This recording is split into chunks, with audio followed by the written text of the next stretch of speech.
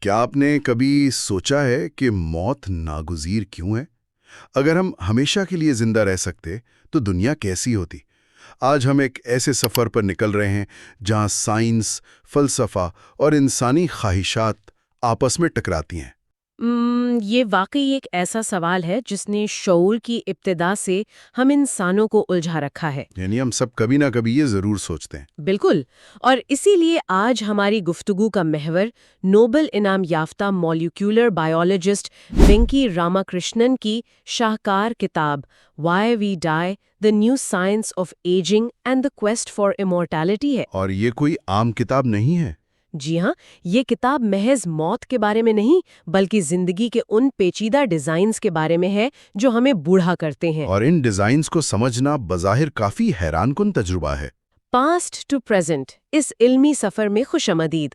یہ چینل آپ کو تاریخ کے گمشدہ اوراق سے لے کر فلسفے کی گہرائیوں تک اور سائنس کے حیران کن کرشموں تک ایک دلچسپ سفر پر لے جاتا ہے۔ اور ہم امید کرتے ہیں کہ آج کا یہ سفر بھی آپ کے لیے بہت معلوماتی ہوگا۔ آج ہم آپ کے لیے وائی وی ڈائی کے نایاب خزانے سے انتخاب لے کر آئے ہیں۔ آپ سب علم دوستوں کے خلوص اور سپورٹ کے لیے شکریہ۔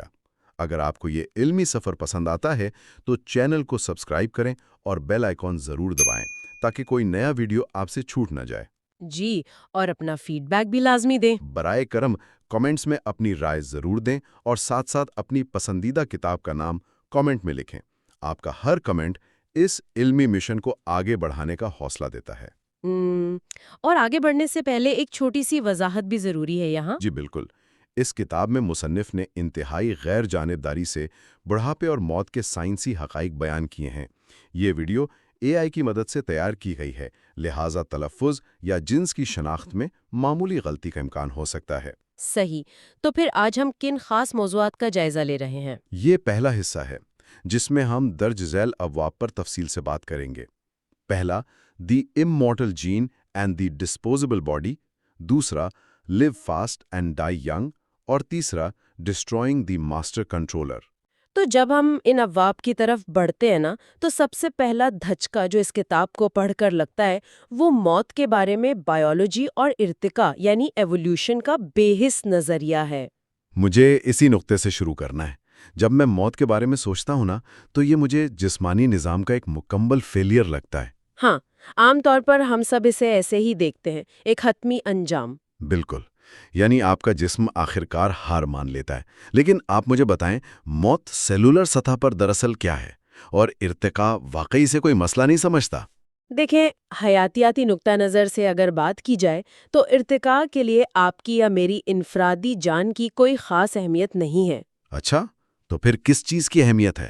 ارتقاء کا واحد مقصد کسی ایک جاندار کو ہمیشہ کے لیے زندہ رکھنا نہیں ہے، بلکہ جینیاتی معلومات یعنی ہمارے جینز کا تسلسل برقرار رکھنا ہے۔ قدرت صرف ان جینز کو ترجیح دیتی ہے جو تولید یا ریپروڈکشن میں مددگار ہوتے ہیں۔ تو اگر میں نے اپنے جینز آگے منتقل کر دیے تو بس حیاتیات کی نظر میں آپ اپنا اصل کام پورا کر چکے ہیں۔ اس کے بعد ارتقاء کو آپ کی بقا میں کوئی خاص دلچسپی نہیں رہتی۔ واہ، یہ تو کافی حیران کن ہے۔ اس بات کو سمجھنے کے لیے میرے ذہن میں ایک بڑی دلچسپ تشبیہ آ رہی ہے۔ جی بتائیے گا۔ تصور کریں کہ یہ جو انسانی جسم ہے یہ محض ایک ڈیلیوری ٹرک ہے، اور اس ٹرک کا واحد اور بنیادی مقصد ایک انتہائی قیمتی پارسل کو اپنی منزل تک پہنچانا ہے۔ اور وہ قیمتی پارسل دراصل ہمارے جینز ہیں۔ بالکل، وہ جینز جنہیں اگلی نسل کے حوالے کرنا ہے۔ اب جب یہ پارسل کامیابی سے پہنچ جاتا ہے تو فیکٹری کو یعنی قدرت کو اس بات کی کوئی پرواہ نہیں رہتی کہ وہ ٹرک ٹوٹ پھوٹ کا شکار ہو جائے یا کباڑ بن جائے۔ یہ تشبیہ بالکل پرفیکٹ ہے، اور بائیولوجی میں اسی نظریے کو ڈسپوزیبل باڈی یعنی فانی یا قابل ترک جسم کا نظریہ کہا جاتا ہے۔ لیکن ایک منٹ ذرا رکیے، مجھے یہاں ایک الجھن ہو رہی ہے۔ کیسی الجھن؟ اگر میرے جینز کا اصل مقصد بقا ہی ہے اور وہ ہر حال میں اپنا وجود برقرار رکھنا چاہتے ہیں تو ارتقاء کا سب سے بہترین اور منطقی طریقہ تو یہ ہونا چاہیے تھا کہ وہ اس ٹرک کو امر کر دیتا۔ یعنی آپ کا جسم کبھی خراب ہی نہ ہوتا؟ ہاں، میں ہمیشہ زندہ رہتا، مضبوط رہتا اور ہمیشہ ریپروڈیوس کرتا رہتا۔ ارتقاء کو مجھے مارنے کی زحمت کیوں کرنی پڑ رہی ہے؟ یہ بہت زبردست سوال ہے، لیکن یہاں ہمیں قدرتی وسائل کو ذہن میں رکھنا ہوگا۔ دیکھیں زمین پر توانائی اور وسائل ہمیشہ محدود ہوتے ہیں۔ ٹھیک ہے، اس سے کیا فرق پڑتا ہے؟ فرق یہ پڑتا ہے کہ ایک جاندار کے پاس جو توانائی ہوتی ہے اسے 2 بنیادی کاموں میں تقسیم کرنا ہوتا ہے، ایک اپنے جسم کی دیکھ بھال اور مرمت، اور دوسرا افزائش نسل۔ یعنی ٹرک کی مینٹیننس بھی کرنی ہے اور پارسل کی ڈیلیوری بھی؟ بالکل۔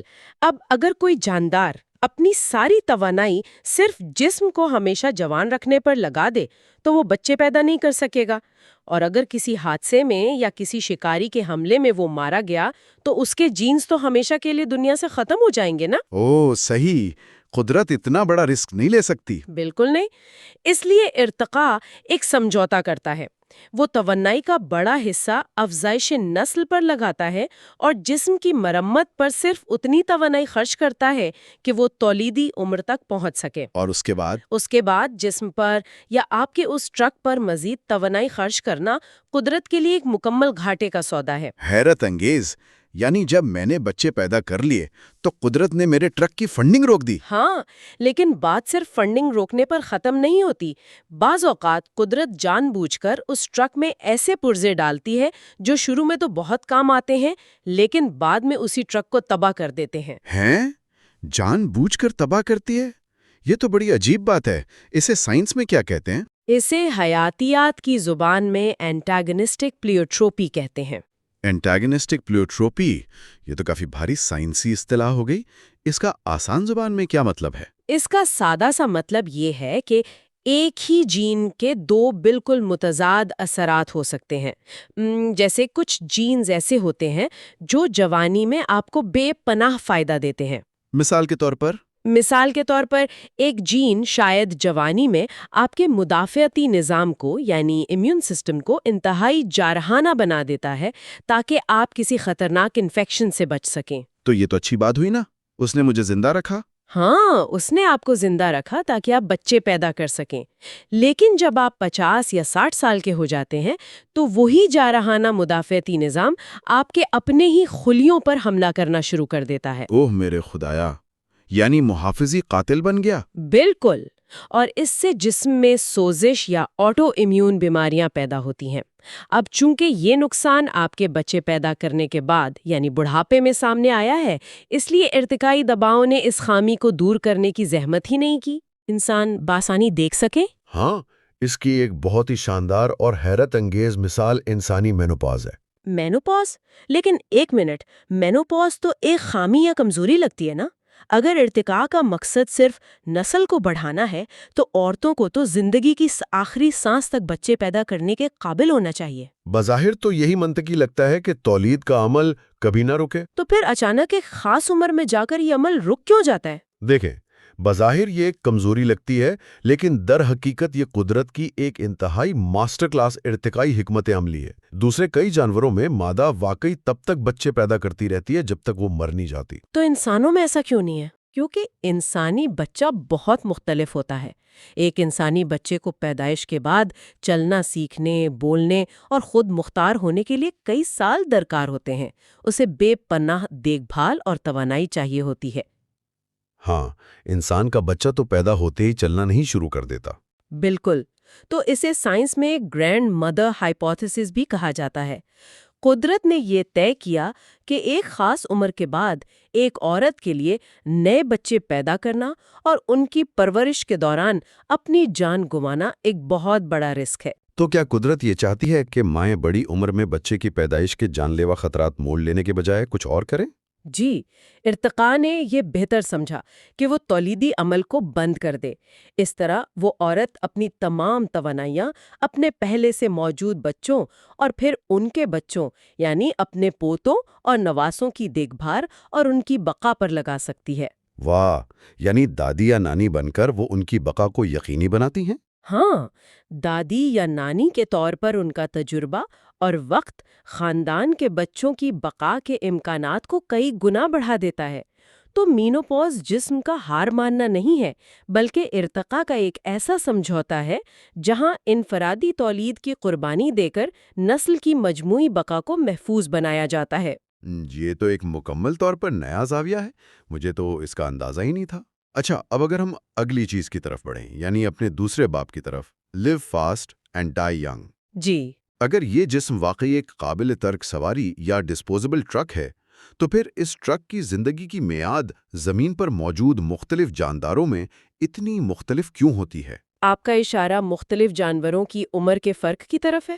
ہاں، یعنی ایک طرف کچھ کیڑے ہیں جو چند دن یا ہفتوں میں اپنی کہانی ختم کر لیتے ہیں، اور دوسری طرف کچھ کچھوے ہیں یا ویل مچھلیاں ہیں جو صدیوں زندہ رہتی ہیں۔ بالکل، یہ فرق بہت نمایاں ہوتا ہے۔ یہ سن کر مجھے مشہور نوبل انعام یافتہ شاعر رابندر ناتھ ٹیگور کا ایک خوبصورت قول یاد آ رہا ہے۔ انہوں نے کہا تھا کہ تتلی مہینوں کے بجائے لمحات گنتی ہے اور اس کے پاس جینے کے لیے کافی وقت ہوتا ہے۔ واہ، کیا کمال کی بات کی ہے انہوں نے۔ ہے نا؟ تو کیا تتلی کی اس مختصر تیز رفتار زندگی اور سیکویا درختوں کی زندگی جو 1300 سال سے بھی زیادہ عرصے تک زندہ رہتے ہیں، ان کے درمیان کوئی حیاتیاتی یا سائنسی اصول کار فرما ہے؟ جی بالکل، ٹیگور نے شاعری میں جو بات کہی، سائنس اسے میٹابولک ریٹ اور زندگی کی رفتار کا نام دیتی ہے۔ میٹابولک ریٹ یعنی جسم کے اندر توانائی کے استعمال کی رفتار۔ بالکل، یہ ایک بہت گہرا تعلق ہے۔ میٹابولزم بنیادی طور پر وہ رفتار ہے جس سے کوئی جاندار توانائی کو جلاتا ہے اور اسے استعمال کرتا ہے۔ اس پر ماہر طبیعت اور حیاتیات دان جیفری ویسٹ نے بہت کمال کی تحقیق کی ہے۔ اچھا، ان کی تحقیق کیا کہتی ہے؟ وہ بتاتے ہیں کہ اگر آپ تمام بڑے ممالیہ جانوروں یعنی میملز کو دیکھیں تو ان کے دلوں کے دھڑکنے کی کل تعداد تقریباً ایک جیسی ہوتی ہے۔ منٹ میں سینکڑوں بار دھڑکتا ہے۔ وہ تیزی سے کھاتا ہے، تیزی سے بھاگتا ہے، اس کا میٹابولزم بہت تیز ہوتا ہے۔ تو وہ اپنا کوٹا جلدی ختم کر لیتا ہوگا؟ ہاں، وہ 1.5 ارب دھڑکنوں کا کوٹا صرف 1 یا 2 سال میں ختم کر لیتا ہے اور مر جاتا ہے۔ اور ہاتھی کے کیس میں کیا ہوتا ہے؟ دوسری طرف ہاتھی کا دل بہت سست روی سے دھڑکتا ہے اور وہ وہی 1.5 ارب کا کوٹا 70 یا 80 سال میں پورا کرتا ہے، اور یہ سب ارتقائی دباؤ کی وجہ سے ہوتا ہے۔ ارتقائی دباؤ سے آپ کا کیا مطلب ہے یہاں؟ دیکھیں، چوہے جیسے چھوٹے جانوروں کو ہر وقت شکاریوں سے خطرہ رہتا ہے۔ قدرت انہیں لمبی زندگی کے لیے ڈیزائن ہی نہیں کرتی، انہیں اس لیے ڈیزائن کیا جاتا ہے کہ وہ جلدی جلدی بڑے ہوں اور اس سے پہلے کہ کوئی انہیں کھا جائے وہ بچے پیدا کر لیں۔ تو تتلی کی طرح ان کی زندگی بھی تیز اور مختصر ہوتی ہے؟ بالکل، جبکہ ہاتھی یا ویل کو شکاریوں کا کوئی خاص خطرہ نہیں ہوتا، اس لیے قدرت ان کے خلیوں کی مرمت پر زیادہ توانائیاں لگاتی ہے اور ان کا میٹابولزم سست رکھتی ہے۔ یہ زندگی کا ایک سمجھوتا ہے، آپ تیز زندگی گزاریں لیکن مختصر، یا سست زندگی گزاریں اور لمبی۔ یہ تو بڑی لاجواب بات ہے، اور اس سے مجھے آج کل کے کچھ جدید رجحانات یاد آ رہے ہیں۔ کن رجحانات کی بات کریں آپ؟ آپ نے دیکھا ہوگا آج کل ہم انسان اپنی زندگی لمبی کرنے کے لیے آئس باتھ لے رہے ہیں، انتہائی سخت فاقے یا انٹرمیٹنٹ فاسٹنگ کر رہے ہیں تاکہ کسی نہ کسی طرح ہمارا میٹابولزم سست ہو جائے۔ تو کیا ہم واقعی اس تیز جیو جلدی مرو والے اصول کو ہیک کر رہے ہیں؟ یہ ایک بہت ہی عام غلط فہمی ہے۔ غلط فہمی ہے؟ کیا ہم اپنا میٹابولزم سست کر کے زیادہ لمبی عمر نہیں پا سکتے؟ جی نہیں، ہم انسانوں نے جو اپنی متوقع عمر یعنی لائف ایکسپیکٹنسی میں اضافہ کیا ہے نا، وہ میٹابولزم کو سست کر کے نہیں کیا۔ تو پھر یہ کیسے ممکن ہوا؟ انسانی تاریخ میں تو ہماری متوقع عمر کبھی صرف 30 سال ہوا کرتی تھی اور آج اسی سال سے بھی تجاوز کر چکی ہے۔ یہ اضافہ ہمارے جسم کے ارتقاء سے زیادہ پبلک ہیلتھ، ادویات اور صفائی ستھرائی کے نظام کی ترقی کا ہاتھ ہے۔ اوہ اچھا، یعنی ادویات اور ماحول کا کمال ہے۔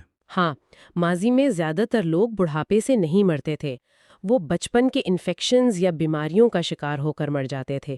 اب چونکہ ہم نے ان بیرونی خطرات کو ختم کر دیا ہے تو زیادہ تر انسان اپنی قدرتی حد تک پہنچنے میں کامیاب ہو رہے ہیں۔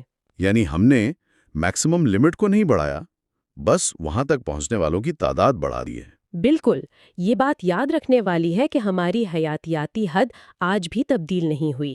سائنس نے ہمیں بیرونی بیماریوں سے بچا لیا ہے، لیکن ہمارے خلیوں کے اندر جو گھڑی چل رہی ہے اس کا حل ادویات کے پاس نہیں ہے۔ لیکن اپنے اندر کی مشینری کو نہیں۔ تو اگر ہم کتاب کے تیسرے حصے پر آئیں، ڈسٹرائنگ دا ماسٹر کنٹرولر، اندر اصل میں خرابی کہاں آتی ہے؟ وہ کون سا ایسا ماسٹر کنٹرولر ہے جو بالآخر جواب دے جاتا ہے اور انسان موت کے منہ میں چلا جاتا ہے؟ اس ماسٹر کنٹرولر کو سمجھنے کے لیے ہمیں اپنے خلیوں کے بالکل اندر جھانکنا ہوگا۔ ہمارے جسم کے ہر خلیے کا ماسٹر کنٹرولر دراصل ہمارے جینز ہیں۔ جینز تو وراثت کا ذریعہ ہوتے ہیں نا؟ جی، لیکن یہ محض وراثت کا ذریعہ نہیں ہے۔ یہ جینز پروٹین بنانے اور خلیوں کے افعال کو منظم کرنے کی ایک مکمل مینوئل یعنی ایک کتابچہ ہے۔ ہدایات کی کتاب؟ جی، وہ خلیے کو ہر وقت ہدایات دے رہے ہوتے ہیں کہ کب کیا کام کرنا ہے۔ جب تک خلیہ ان ہدایات کو درست پڑھتا رہتا ہے، جسم منظم رہتا ہے۔ تو پھر یہ نظام بگڑتا کیوں ہے؟ مسئلہ وقت کے ساتھ جمع ہونے والے کیمیائی نقصانات کا ہے۔ اس کو تھوڑا آسان کریں گے۔ کتاب میں ایک نہایت پر اثر مثال دی گئی ہے، ہندوستان کے قدیم اور شاندار شہر ہمپی کی۔ ہاں، وہ مثال بہت زبردست ہے۔ میں ذرا وہ مثال شیئر کرتا ہوں۔ دیکھیں، ہمپی ایک دور میں بے پناہ، متحرک، منظم اور عظیم شہر تھا۔ وہاں سب کچھ ایک پرفیکٹ آرڈر میں چل رہا تھا۔ بالکل۔ لیکن جب اس کا اندرونی نظم و نسق تباہ ہوا، جب اس کا کنٹرول ٹوٹا، تو وہ عظیم شہر آہستہ آہستہ محض کھنڈرات کا مجموعہ بن گیا۔ تو کیا یہ جو سیلولر انٹروپی ہے اور انسانی جسم کی جو شکست و ریخت ہے، یہ بھی بالکل اسی شہر کی تباہی کی طرح ہے؟ ہمپی کی مثال بالکل برمحل ہے۔ جب شہر کی انتظامیہ یعنی جینز کی ہدایات کام کرنا چھوڑ دیتی ہیں تو کچرا جمع ہونے لگتا ہے، راستے بلاک ہو جاتے ہیں اور عمارتیں گرنے لگتی ہیں۔ خلیوں کی سطح پر اسی نظم و نسق کی تباہی کو سیلولر انٹروپی کہتے ہیں۔ اور یہ انٹروپی ہوتی کیوں ہے؟ جینز کی کتاب کو نقصان کیسے پہنچتا ہے؟ دراصل زندگی گزارنے کا عمل خود ہی خلیوں کو نقصان پہنچاتا ہے۔ جب ہمارے خلیات توانائی پیدا کرنے کے لیے خوراک کا استعمال کرتے ہیں تو اس کیمیائی عمل کے دوران کچھ ضمنی اثرات پیدا ہوتے ہیں۔ جیسے انجن سے دھواں نکلتا ہے؟ بالکل، انہیں فری ریڈیکلز کہا جاتا ہے۔ یہ کیمیکلز خلیے کے اندر ادھر ادھر ٹکراتے ہیں اور ہمارے ڈی این اے کو کیمیائی نقصان پہنچاتے ہیں۔ وقت کے ساتھ یہ کیمیائی نقصانات جمع ہونے لگتے ہیں، جس کی وجہ سے خلیات اپنی ہدایات کو درست طریقے سے پڑھ نہیں پاتے ہیں۔ اور پھر خلیات کام کرنا چھوڑ دیتے ہیں؟ 100% درست۔ اور صرف کیمیائی نقصان ہی نہیں ہوتا، بلکہ جینز کو پڑھنے کا طریقہ بھی بدل جاتا ہے۔ اسے سمجھنے کے لیے ہمیں ایپی جینیٹکس کی طرف آنا ہوگا۔ ایپی جینیٹکس؟ یہ کیا بلا ہے؟ کیا ہمارے جینز ہی بدل جاتے ہیں وقت کے ساتھ؟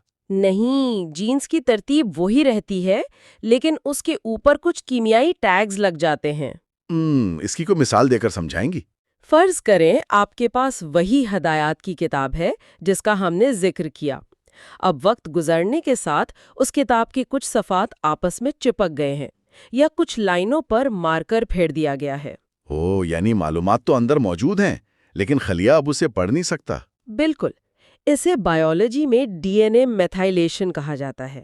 یہ کیمیائی تالے ہوتے ہیں جو غلط جگہوں پر لگ جاتے ہیں۔ جب ایسا ہوتا ہے تو خلیہ کنفیوز ہو جاتا ہے اور غلط پروٹین بنانا شروع کر دیتا ہے۔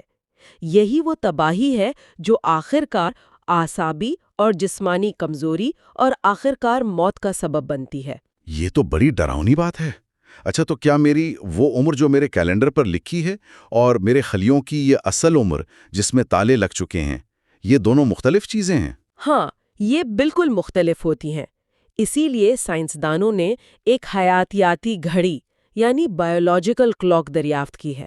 حیاتیاتی گھڑی؟ جی۔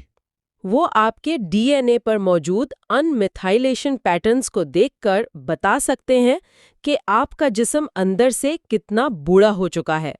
ہو سکتا ہے کہ آپ کی کیلنڈر والی عمر 40 سال ہو، لیکن اگر آپ کے خلیوں میں انٹروپی زیادہ ہو چکی ہے تو آپ کی حیاتیاتی عمر 50 سال ہو سکتی ہے۔ یہ بات سن کر تو مجھے واقعی پریشانی ہو رہی ہے۔ اگر یہ حیاتیاتی گھڑی اتنی ہی بے رحم ہے تو کیا اس کو روکا جا سکتا ہے؟ یا سب سے اہم بات، کیا اس گھڑی کو پیچھے کی طرف گھمایا جا سکتا ہے؟ گفتگو کے اس حصے میں وینکی راما کرشنن کی کتاب ایک سب سے حیران کن سائنسی انکشاف کرتی ہے۔ ایسا کون سا انکشاف ہے بھائی؟ حیرت کی بات یہ ہے کہ ہمیں یہ گھڑی پیچھے کرنے کا طریقہ ڈھونڈنے کی ضرورت نہیں ہے۔ قدرت خود یہ کام روزانہ کرتی ہے، اور وہ موقع ہے افزائش نسل یا تولید کا وقت، جسے ہم کنسیپشن کہتے ہیں۔ کنسیپشن کا وقت؟ کیا مطلب؟ قدرت حیاتیاتی گھڑی کو کیسے پیچھے کرتی ہے؟ ذرا غور کریں، جب ایک بچے کا وجود بنتا ہے تو وہ خلیے اس کے والدین کی طرف سے ہی آتے ہیں نا۔ اب والدین کی عمر شاید 30 یا 40 سال ہو، ان کے خلیوں پر عمر کے اثرات اور وہ ایپی جینیٹک تالے موجود ہوتے ہیں۔ ہاں، وہ صفحات تو چپکے ہوئے ہونے چاہیے۔ لیکن جب وہ دونوں خلیے مل کر ایک نئی زندگی کی شروعات کرتے ہیں تو قدرت ایک کمال کا عمل کرتی ہے۔ وہ اس حیاتیاتی گھڑی کو بالکل اور 100% ریسیٹ کر دیتی ہے۔ ایک منٹ، کیا واقعی؟ یعنی قدرت ان پرانے خلیوں سے ساری پرانی سیاہی دھو کر ان چپکے ہوئے صفحات کو کھول کر ایک بالکل نئی کتاب بنا دیتی ہے؟ جی بالکل۔ نسل انسانی کو جاری رکھنے کے لیے قدرت ایک طرح سے وقت کا پہیہ الٹا گھما دیتی ہے۔ وہ تمام میتھائلیشن کے تالے جو والدین نے 30 سالوں میں جمع کیے تھے، قدرت انہیں ایک جھٹکے میں صاف کر دیتی ہے۔ واہ! تاکہ نیا پیدا ہونے والا بچہ اپنے والدین کے بڑھاپے کے بجائے زندگی کا بالکل نیا اور صفر سے آغاز کرے۔ یہ تو واقعی رونگٹے کھڑے کر دینے والا عمل ہے نا؟ اور اسی عمل نے دنیا بھر کے سائنسدانوں کی نیندیں اڑا دی ہیں، کیونکہ اگر قدرت ایک خلیے کے اندر موجود بوڑھے نشانات کو دھو کر اسے دوبارہ جوان اور نیا کر سکتی ہے، تو سائنسدان اب یہ سوچ رہے ہیں کہ کیا ہم لیبارٹری میں کچھ کیمیکلز استعمال کر کے اپنے موجودہ جسم کے خلیوں کو بھی ریسیٹ کر سکیں گے؟ تو گویا یہی وہ مقام ہے جہاں بڑھاپے کو روکنے یا ہمیشہ کے لیے زندہ رہنے کی جدید سائنسی کوششیں ہو رہی ہیں۔ بالکل۔ یہ سب جان کر ذہن پوری طرح گھوم جاتا ہے۔ یعنی ایک طرف ہماری انفرادی زندگی کی کتاب مسلسل بے ترتیبی اور فنا کی طرف جاری ہے، اور دوسری طرف قدرت خود ہمارے ہی خلیوں کو دھو کر ایک نئی شکل میں آگے بھیجنے کی صلاحیت رکھتی ہے۔ قدرت کے کام واقعی بہت پراسرار ہیں۔ لیکن اب ہم پروگرام کے اختتام کی طرف بڑھ رہے ہیں، اور اس ساری گفتگو کو اگر ہم سمیٹیں اور اس کے فلسفیانہ پہلو پر غور کریں تو میرے ذہن میں ایک انتہائی غیرہ اور چونکا دینے والا سوال ابھرتا ہے۔ جی، وہ کیا؟ آج ہم نے بات کی کہ ہماری حیاتیات اور ارتقاء کا بنیادی مقصد محض ہمارے ایک جینز کو اگلی نسل تک پہنچانا ہے، اور ہم محض ایک خامیوں بھرا فانی جسم ہیں۔ لیکن دوسری طرف جدید سائنس اس فانی جسم کو ہمیشہ کے لیے زندہ رکھنے یعنی امورٹیلٹی کی بھرپور کوشش کر رہی ہے۔ تو کیا ہم ایسا کر کے قدرت کے سب سے بنیادی قانون کو چیلنج نہیں کر رہے؟ یہ ایک بہت گہری بحث ہے۔ ذرا سوچئے، اگر موت جیسی حتمی ڈیڈ لائن ہماری زندگیوں سے ختم ہو جائے تو کیا انسان کے اندر کچھ بھی نیا سیکھنے، تخلیق کرنے یا آگے بڑھنے کی تحریک باقی رہے گی؟ کیا ہم فنون لطیفہ اور کامیابیاں اسی لیے نہیں سمیٹتے کیونکہ ہم جانتے ہیں کہ ہمارا وقت محدود ہے؟ یہ وہ سوال ہے جو ہم آج آپ سب کے ذہنوں میں چھوڑ کر جا رہے ہیں۔ اگلے حصے میں ہم اس کتاب کے مزید حیرت انگیز پہلوؤں جیسے کہ دا بایولوجیکل کلاک اور ریسائکلنگ دا گاربیج پر بات کریں گے۔ ہمارے ساتھ رہیے گا۔ پچھلے حصے میں ہم نے سمجھا تھا کہ ارتقاء کی نظر میں ہمارے جسم بنیادی طور پر یعنی ڈسپوزیبل کیوں ہے، انہیں قابل ترک کیوں سمجھا جاتا ہے۔ لیکن سوال یہ ہے کہ کیا ہم اس گھڑی کو واپس پیچھے کر سکتے ہیں؟ بالکل، یہی تو سب سے بڑا سوال ہے آج کل۔ ہاں نا، کیا ہم اس نقصان کو ٹھیک کر سکتے ہیں؟ تو یہ ہماری سیریز کا دوسرا حصہ ہے، اور آج ہم خلیاتی میکینکس اور وقت کے خلاف اس جنگ کا گہرائی سے جائزہ لیں گے۔ ہم 3 بنیادی ابواب پر بات کریں گے۔ پہلا ہے سروں کا مسئلہ یعنی ٹیلومیرز، دوسرا حیاتیاتی گھڑی کو ریسیٹ کرنا جسے ایپی جینیٹکس کہتے ہیں، اور تیسرا خلیے کے اندر کچرے کی ریسائکلنگ یا آٹوفیجی۔ صحیح، اور ہم کوشش کریں گے کہ ان تمام عملوں کو بالکل ایک خالصتاً سائنسی اور غیر جانبدارانہ نقطہ نظر سے سمجھیں۔ مارکیٹ میں تو بہت سی جعلی دوائیاں اور دعوے موجود ہیں، لیکن ہم صرف مصنف کی پیش کردہ متوازن سائنس پر ہی بات کریں گے۔ بالکل ٹھیک۔ تو اگر ہم شروعات کریں نا، 20ویں صدی کے شروع میں ایک بہت مشہور کہانی ہوتی تھی۔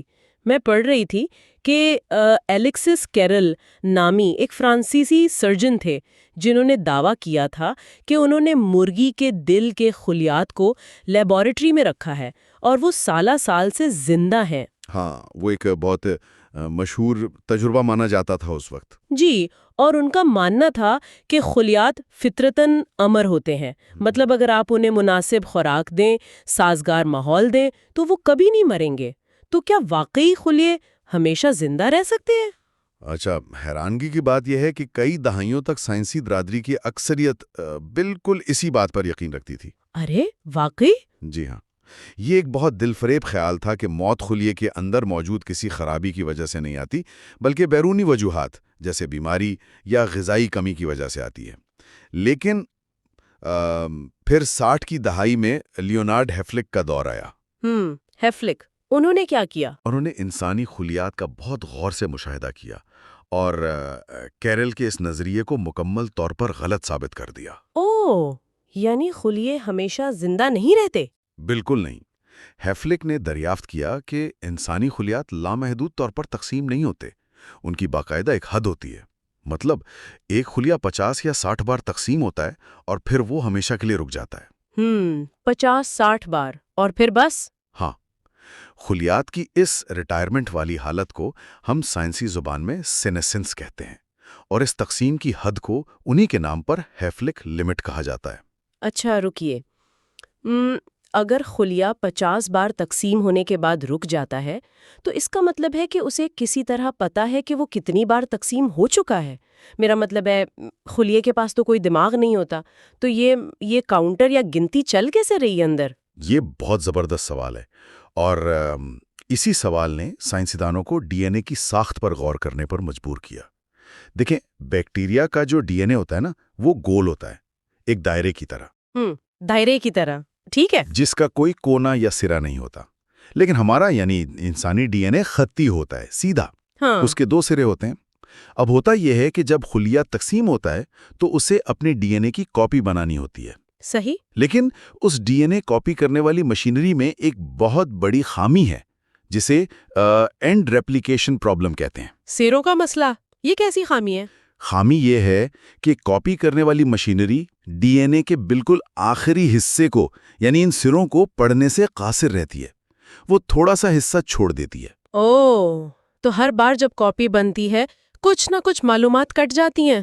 بالکل، تھوڑا سا حصہ ہر بار غائب ہو جاتا ہے۔ یہ تو بالکل ایسے ہے جیسے میں کسی کتاب کے صفحے کی فوٹو کاپی بناؤں اور ہر نئی کاپی میں صفحے کا بالکل آخری جملہ کٹتا جائے۔ تو اگر یہ سلسلہ چلتا رہا تو چند کاپیوں کے بعد تو اہم معلومات ہی غائب ہو جائیں گی۔ ہاں، بالکل یہی تشبیہ دی جاتی ہے۔ آپ نے بالکل صحیح سمجھا۔ اب خلیے کے لیے تو یہ صورتحال جان لیوا ہو سکتی ہے، تو اس تباہی سے بچنے کے لیے قدرت نے کروموزومز کے سروں پر ایک حفاظتی تہہ بنا دی ہے۔ حفاظتی تہہ؟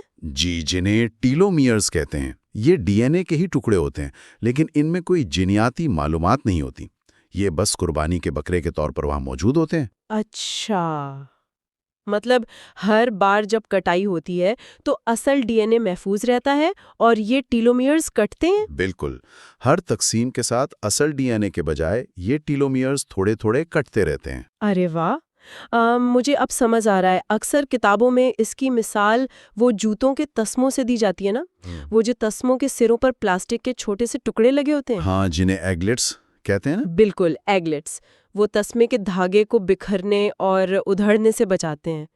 تو یہ ٹیلومیئرز بھی وہی کام کر رہے ہیں؟ بالکل صحیح کہا آپ نے۔ گو کہ خردبینی سطح پر اسے یوں سمجھنا چاہیے کہ یہ ایک ایسی حفاظتی گرہ ہے جو ہر خلیاتی تقسیم کے ساتھ تھوڑی تھوڑی کھلتی رہتی ہے، اور اسی عمل کو دریافت کرنے پر ایلزابتھ بلیک برن اور جیک سوزورٹیک کو نوبل انعام بھی ملا تھا۔ تو پھر جب وہ 50-60 تقسیموں کے بعد یہ پوری ٹیلومیئرز کی تہ گھس کر ختم ہو جاتی ہے تو پھر کیا ہوتا ہے؟ تو خلیے کو فوراً پتہ چل جاتا ہے کہ بھئی اب ٹیلومیئرز ختم ہو گئے ہیں، اب اگر اگلی بار تقسیم ہوئی تو اصل ڈی این اے کٹ جائے گا۔ اسی وقت وہ خطرے کی گھنٹی بجاتا ہے اور اپنی تقسیم روک دیتا ہے۔ بالکل، اور اپنی تقسیم مستقل طور پر روک دیتا ہے، یعنی وہ اپنی ہیفلک لمٹ تک پہنچ جاتا ہے۔ صحیح۔ تو یہاں میرے ذہن میں ایک سیدھا سا فکری سوال آ رہا ہے، اگر سارا مسئلہ اس پلاسٹک کے ٹکڑے کے گھسنے یا اس گرہ کے کھلنے کا ہی ہے تو کیا خلیے کے پاس اسے دوبارہ لمبا کرنے کا کوئی طریقہ نہیں؟ مطلب کوئی ایسا کیمیکل یا انزائم جو ان ٹیلومیئرز کو واپس جوڑ دیں اور انہیں لمبا کر دیں؟ انتہائی دلچسپ بات یہ ہے کہ جسم کے پاس واقعی ایک ایسا انزائم موجود ہے۔ واقعی؟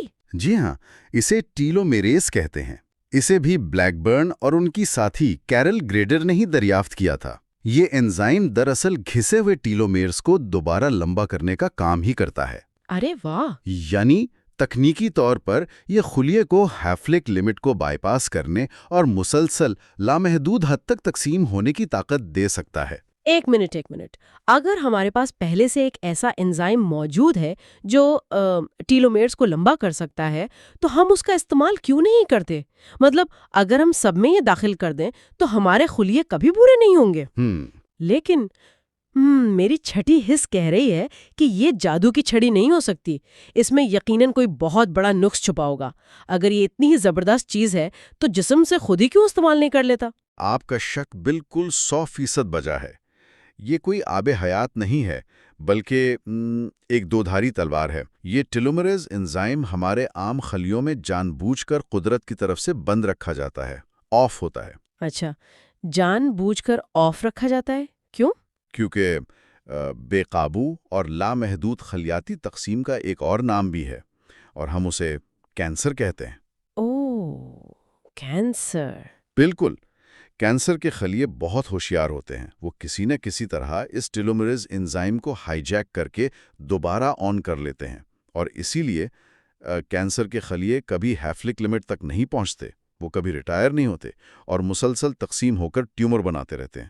یعنی اگر ہم جوان رہنے کے لالچ میں پورے جسم میں اسے زبردستی ایکٹیویٹ کر دیں تو ہم شاید بوڑھے ہونے سے تو کچھ عرصہ بچ جائیں، لیکن بالآخر کینسر کے خطرے سے مارے جائیں گے۔ او خدایا، مطلب ارتقاء نے ہمیں کینسر سے بچانے کے لیے ہی بڑھاپے کا یہ سودا کیا ہے۔ یہ واقعی بہت پیچیدہ ہے۔ اچھا، ایک اور بات بتائیں، کیا ہمارا جو طرز زندگی ہے یا سٹریس ہے وہ بھی ان ٹیلومیرز پر اثر انداز ہوتا ہے؟ بہت زیادہ اثر پڑتا ہے۔ راما کرشنن نے کتاب میں واضح کیا ہے کہ تناؤ یعنی سٹریس پیدا کرنے والے جو ہارمونز ہوتے ہیں نا، جیسے کورٹیسول، وہ ان ٹیلومیرز کو اور بھی تیزی سے کھرچتے ہیں۔ یعنی جتنا زیادہ ذہنی دباؤ ہوگا خلیے اتنی جلدی بوڑھے ہوں گے؟ بالکل، آپ جتنے زیادہ تناؤ میں ہوں گے آپ کے خلیے اتنی ہی جلدی اپنی حد تک پہنچیں گے۔ لیکن یہاں ایک بات یاد رکھنے کی ہے جو مصنف نے بتائی ہے، صرف ٹیلومیرز کی لمبائی ہی لمبی عمر کی واحد ضمانت نہیں ہے۔ وہ کیسے؟ کچھ چوہوں اور جانوروں کے ٹیلومیرز انسانوں سے بہت زیادہ لمبے ہوتے ہیں، لیکن ان کی طبعی عمر ہماری نسبت بہت کم ہوتی ہے۔ اچھا، یہ تو عجیب بات ہے۔ ہاں، اس کا مطلب یہ ہے کہ عمر بڑھنے کا عمل صرف ایک ہارڈ ویئر کے مسئلے تک، یعنی صرف ٹیلومیرز تک محدود نہیں ہے، اس میں اور بھی بہت کچھ ہے۔ ٹھیک ہے، تو ہارڈ ویئر کے ساتھ چھیڑ چھاڑ کریں تو سیدھا کینسر کا خطرہ ہے، لیکن ذرا ایک اور زاویے سے سوچتے ہیں۔ جی ضرور۔ ہم کہتے ہیں نا کہ ڈی این اے ایک ہدایات کی کتاب ہے۔ اگر کتاب کے صفحے نہیں پھٹ رہے، یعنی ہارڈ ویئر ٹھیک ہے، تو کیا ہم اس کتاب کو پڑھنے کے طریقے کو بدل سکتے ہیں؟ میرا مطلب ہے کیا ہم خلیے کے سافٹ ویئر میں تبدیلی کر کے اس حیاتیاتی گھڑی کو الٹا گھما سکتے ہیں؟ واہ، آپ دراصل ایپی جینیٹکس کی طرف آ گئی ہیں، اور یہ آج کل عمر رسیدگی کی سائنس کا سب سے جدید اور حیران کن میدان ہے۔ ایپی جینیٹکس؟ جی، ایپی کا یونانی میں مطلب ہوتا ہے اوپر یا علاوہ۔ دیکھیں، ایک بنیادی حقیقت سمجھنے والی یہ ہے کہ ہمارے جسم کے ہر خلیے میں، چاہے وہ آنکھ کا خلیہ ہو یا دل کا ہو یا جلد کا، ڈی این اے کا کوڈ بالکل 100% ایک جیسا ہوتا ہے۔ ہاں، یہ بات تو مجھے ہمیشہ سے الجھاتی ہے۔ اگر آنکھ کے خلیے اور دل کے خلیے میں ہدایات کی ایک ہی کتاب موجود ہے تو آنکھ کے خلیے کو کیسے پتا چلتا ہے کہ اسے آنکھ بننا ہے؟ وہ اچانک دل کی طرح دھڑکنا کیوں نہیں شروع کر دیتا؟ یہیں پر تو ایپی جینیٹکس اپنا کمال دکھاتی ہے۔ کانراڈ وارڈنگٹن جیسے سائنسدانوں نے اس نظریے کی بنیاد رکھی تھی۔ اسے یوں سمجھیں کہ اگر ڈی این اے ایک بہت بڑی انسائکلوپیڈیا ہے تو ایپی جینیٹکس دراصل وہ ہائی لائٹرز اور بک مارکس ہیں۔ اچھا، بک مارکس؟ جی، جو خلیے کو بتاتے ہیں کہ اسے اس کتاب کا صرف کون سا باب پڑھنا ہے اور کن ابواب کو مستقل طور پر بند رکھنا ہے۔ سمجھ گئی۔ تو آنکھ والے خلیے میں صرف آنکھ والا باب کھلا ہوتا ہے؟ بالکل۔ اب ہوتا یہ ہے کہ عمر گزرنے کے ساتھ ساتھ ڈی این اے کی سطح پر کچھ کیمیائی نشانات لگنا شروع ہو جاتے ہیں، جنہیں ڈی این اے میتھائلیشن کہتے ہیں۔ یہ نشانات فیصلہ کرتے ہیں کہ کون سا جین آن ہوگا اور کون سا آف۔ تو کیا یہ میتھائلیشن کے نشانات وقت کے ساتھ بدلتے ہیں؟ میرا مطلب ہے کیا اسی وجہ سے ہم دیکھتے ہیں کہ دو 50 سالہ افراد بالکل مختلف نظر آتے ہیں؟ ایک بظاہر 35 کا لگتا ہے اور دوسرا 65 کا، حالانکہ ان کی کیلنڈر کی عمر تو بالکل ایک ہی ہوتی ہے۔ 100% درست۔ آپ نے بالکل صحیح نقطہ پکڑا ہے۔ یہ نشانات اتنے منظم انداز میں بدلتے ہیں کہ اب سائنسدان باقاعدہ ان پیٹرنز کو پڑھ کر کسی بھی شخص کی اصل حیاتیاتی عمر یعنی بایولوجیکل ایج کا انتہائی درستی سے اندازہ لگا سکتے ہیں۔ ارے واہ! اسے میتھائلیشن کلاک کہتے ہیں، اور یہ ہمیں بتاتی ہے کہ آپ کا جسم اندر سے اصل میں کتنا بوڑھا ہو چکا ہے۔ یہ تو بالکل کسی اسمارٹ فون یا کمپیوٹر کے آپریٹنگ سسٹم کی طرح ہو گیا نا۔ فون کا ہارڈ ویئر تو وہی پرانا رہتا ہے، مگر جیسے جیسے سافٹ ویئر پرانا ہوتا ہے فون کے کام کرنے کی رفتار بدل جاتی ہے۔ بالکل۔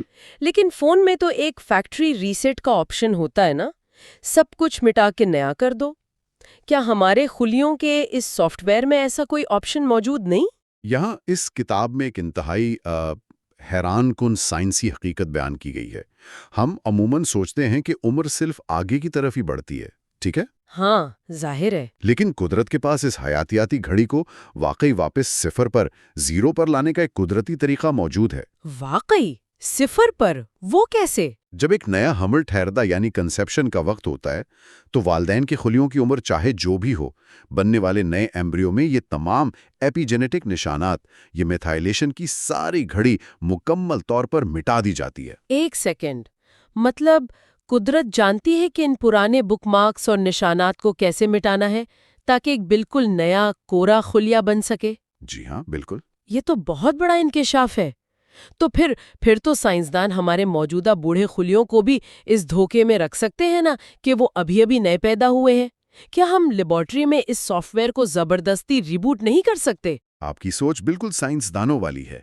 جان گرڈن نامی ایک سائنسدان نے یہی سوال اٹھایا اور تجربات سے ثابت کیا کہ ایسا کرنا واقعی ممکن ہے۔ اچھا، کیا ثابت کیا انہوں نے؟ انہوں نے بالغ اور مکمل طور پر بن چکے خلیات کو دوبارہ ان کی بالکل ابتدائی خلیاتی حالت کی طرف ری پروگرام کیا۔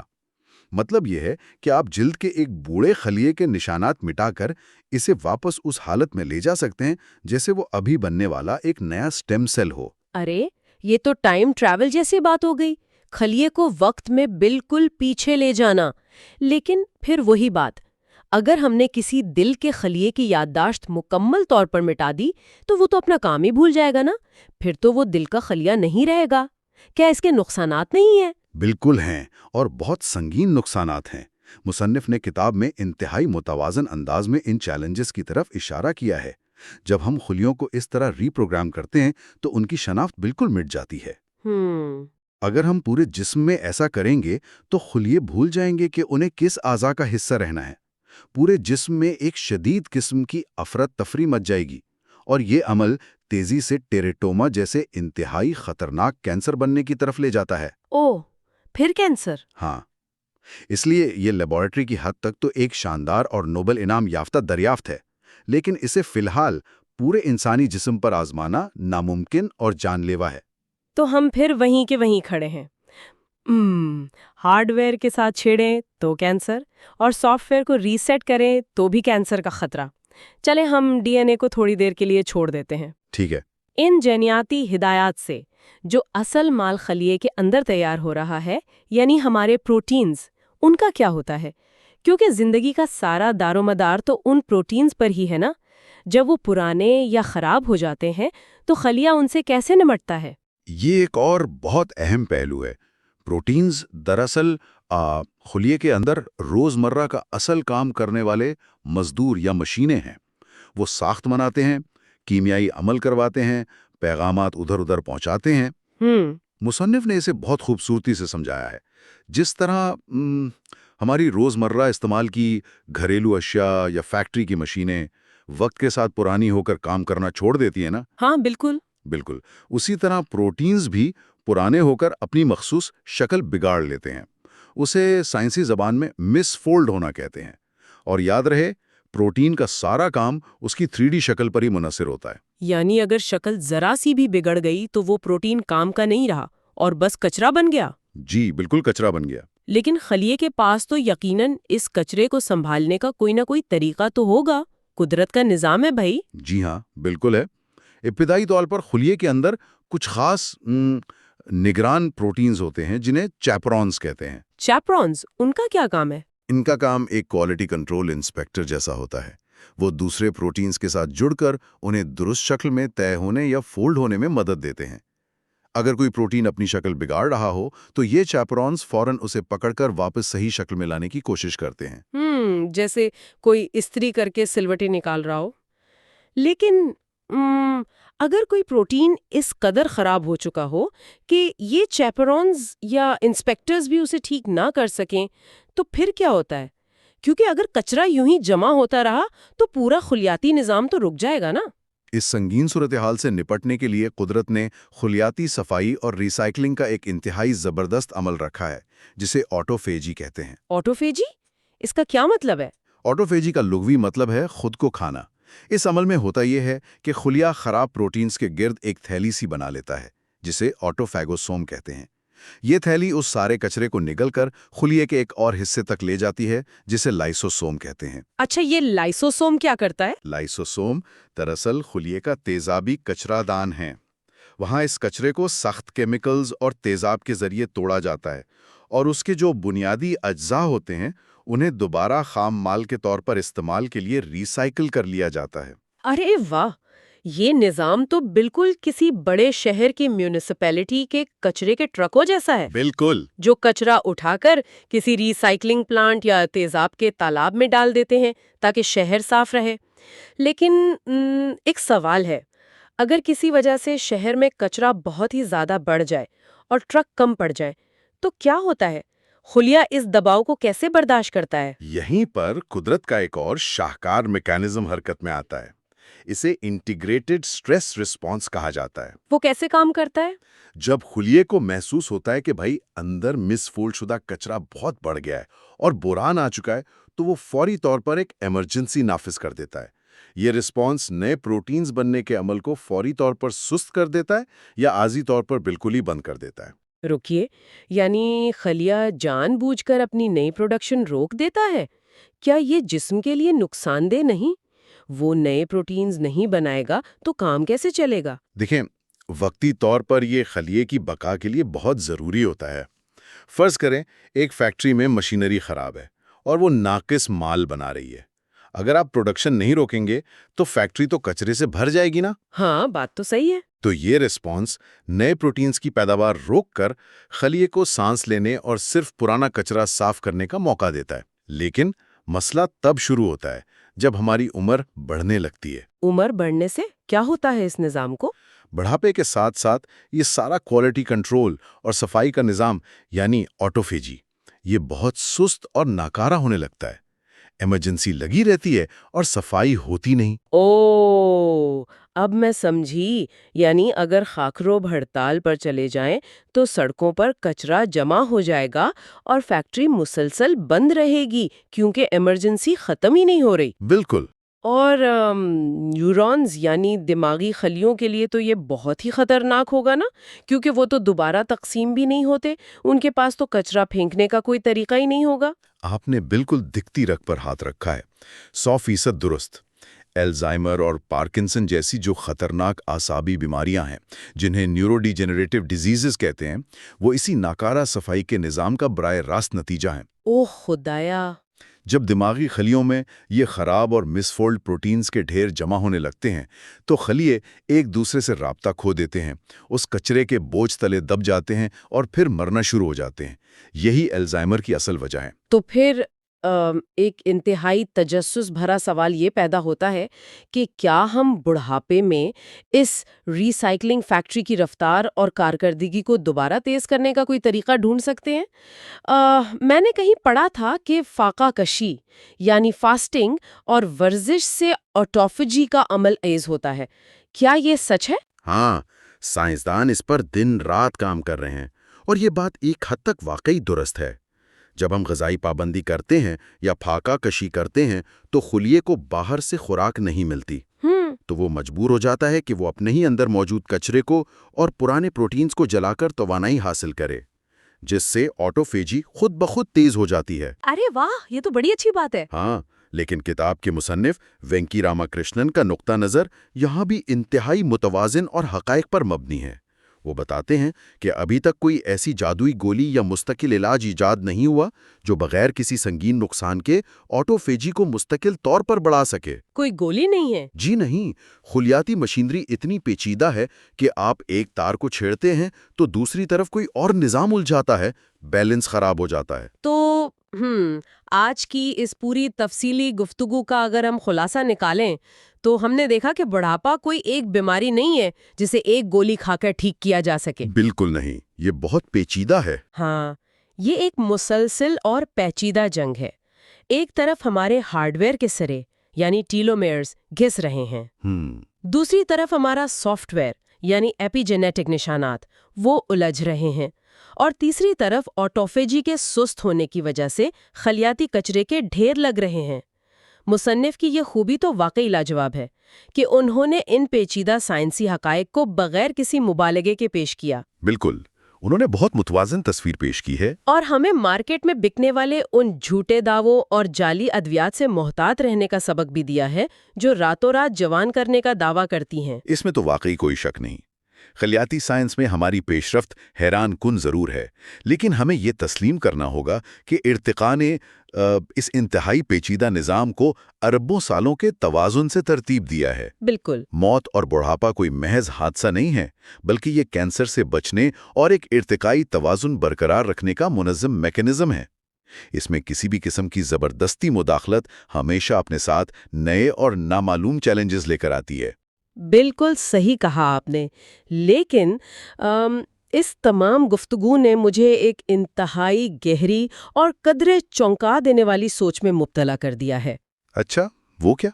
ज़रा तसव्वुर करें, अगर हम मुस्तकबिल में इन तमाम खुलियाती खामियों को जिन पर हमने बात की मुकम्मल तौर पर ठीक करने में कामयाब हो जाएं और हम मौत पर काबू पा लें, तो क्या इंसानी इर्तिका का सफ़र वहीं इसी मकाम पर हमेशा के लिए रुक नहीं जाएगा? ये तो बहुत गहरा सवाल है। क्योंकि देखें ना, फितरत के इर्तिका के लिए तो पुरानी नस्ल का जाना और नए माहौल के मुताबिक नई नस्ल का आना नागुज़ीर है। तो क्या हमारी ये लाफानी जिंदगी खुद फितरत के इर्तिकाई अमल की ही मौत साबित होगी? ये एक ऐसा सवाल है जो इंसान को देर तक सोचने पर मजबूर कर देता है। वाकई ये सोचने का एक बिल्कुल नया ज़ाविया है। In the next part, we will explore practical lessons from nature and the microscopic world, discussing topics like lessons from a lowly worm and mitochondria. Don't miss it. अगले हिस्से में हम कुदरत और खुर्दबीनी दुनिया से अमली असबाक तलाश करेंगे, जिसमें lessons from a lolly worm और माइटोकॉन्ड्रिया जैसे मौज़ूआत पर बहस होगी। इसे मत छोड़िएगा। क्या हो अगर अबदी जवानी का राज एक नन्हे कीड़े या खलिए के एक खुर्दबीनी हिस्से में छुपा हो? ये एक ऐसा सवाल है जो हम सबको कभी न कभी ज़रूर सोचने पर मजबूर करता है। बिल्कुल। तो इस तफसीली जायजे में हम नज़रिए से निकल कर ना मुशाहिदे की तरफ बढ़ रहे हैं। हम इस बात का तज्जिया करेंगे कि मुख्तलिफ जानदार उम्र रसीदगी का सामना कैसे करते हैं और हमारी मौत में तवानाई का क्या किरदार है। और ये बहुत ज़रूरी भी है, क्योंकि जब तक हम मुख्तलिफ जानदारों का मुताला नहीं करते, हम अपने जिस्म को पूरी तरह नहीं समझ सकते। सही। हम आज उन मौज़ूआत का अहाता करेंगे। पहला, कम खाना ज्यादा जीना यानी कैलोरीज की पाबंदी। दूसरा, एक अदना कीड़े से असबाक यानी जिनियाती मुदाखलत। और तीसरा, हमारे अंदर का मुसाफिर, मेरा मतलब है माइटोकॉन्ड्रिया। ये तीनों मौज़ूआत इंतहाई दिलचस्प हैं, है ना? हम नोबेल इनाम याफ्ता साइंसदान वेंकट रमन रामाकृष्णन की शानदार किताब के माखज़ पर इन्हिसार कर रहे हैं, जिसने उम्र रसीदगी के हवाले से हमारे रिवायती ख्यालात को मुकम्मल तौर पर चैलेंज किया है।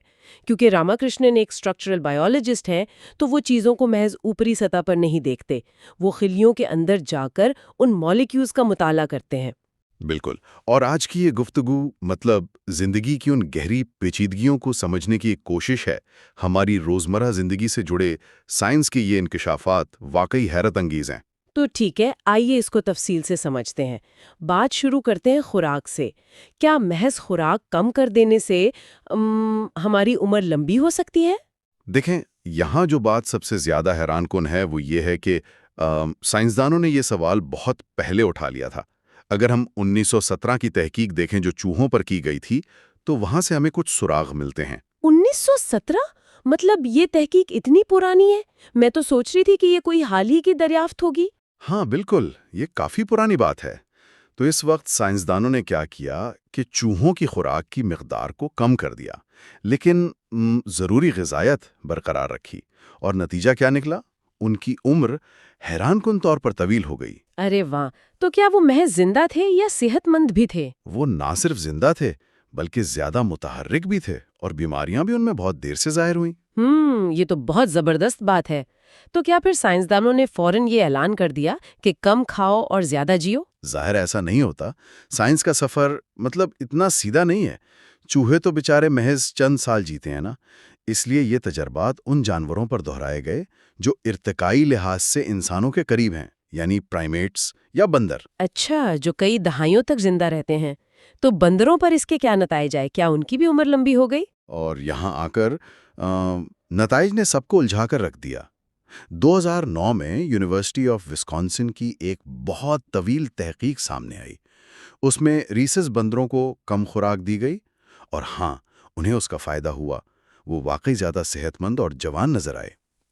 ایک منٹ رکیے، اگر وسکونسن کی تحقیق نے یہ ثابت کر دیا کہ کم کھانے سے بندر زیادہ جیتے ہیں، تو پھر بھوکا رہنا ہی تو حتمی حل ہونا چاہیے، ہے نا؟ لیکن مجھے یاد پڑتا ہے میں نے کہیں پڑھا تھا کہ اس کے بعد ایک اور تحقیق نے اس نظریے کو ہی مسترد کر دیا تھا۔ آپ نے بالکل درست نشاندہی کی۔ نیشنل انسٹیٹیوٹ آن ایجنگ نے ایک اور انتہائی جامع تحقیق کی تھی، اور ان کے نتائج بالکل مختلف تھے۔ بالکل مختلف؟ مطلب کم خوراک کا کوئی فائدہ نہیں ہوا؟ یہ کیسے ہو سکتا ہے؟ دراصل انہوں نے دریافت کیا کہ جن بندروں نے کیلوریز کی پابندی نہیں کی تھی، لیکن جنہیں ایک انتہائی متوازن اور صحت بخش غذا دی گئی، وہ بھی اتنے ہی صحت مند اور طویل عمر ثابت ہوئے جتنے کم خوراک کھانے والے بندر تھے۔ تو اس کا مطلب یہ ہوا کہ دونوں تحقیقات کے نتائج آپس میں ٹکرا رہے ہیں۔ اب ہم کس بات پر یقین کریں؟ یہ بظاہر ایک ٹکراؤ لگتا ہے، لیکن جب سائنسدانوں نے اس کا بغور جائزہ لیا تو ایک بڑی سچائی سامنے آئی۔ ہوا کچھ یوں کہ وسکونسن والی تحقیق میں بندروں کو جو عام خوراک مل رہی تھی وہ بہت غیر صحت بخش اور چینی سے بھرپور تھی۔ اوہ اچھا، تو مطلب جب ان کی خوراک کم کی گئی تو دراصل ان کے جسم سے وہ خراب چیزیں اور چینی کم ہو گئی جو انہیں بیمار کر رہی تھیں۔ بالکل صحیح سمجھیں آپ۔ جبکہ نیشنل انسٹیٹیوٹ میں بندروں کو پہلے سے ہی قدرتی اور صحت بخش غذا دی جا رہی تھی۔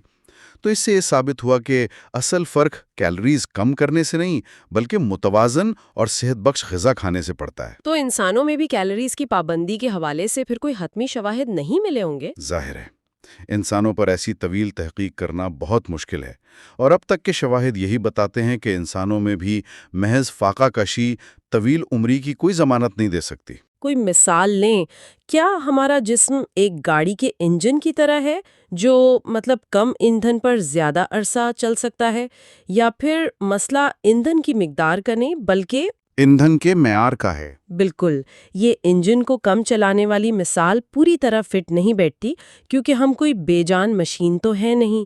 زندہ خلیے مسلسل خود کو بناتے اور توڑتے ہیں۔ صحیح۔ بہتر مثال یہی ہے پریمیم فیول والی۔ اگر آپ گاڑی میں سستا اور کچرا پیدا کرنے والا تیل ڈالیں گے تو انجن جلدی جواب دے جائے گا، لیکن معیاری ایندھن اسے دیر تک ٹھیک رکھے گا۔